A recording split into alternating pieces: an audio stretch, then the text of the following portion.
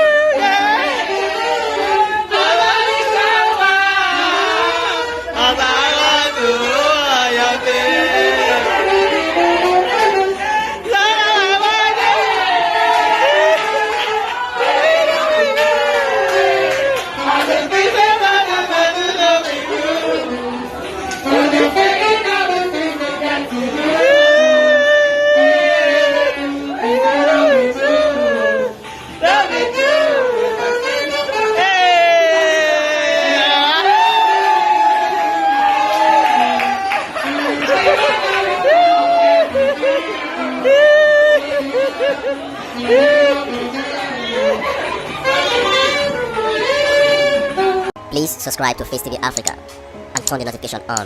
Face TV Africa, ẹ jọ̀ọ́ subscribe, hete. Face TV Muswobi.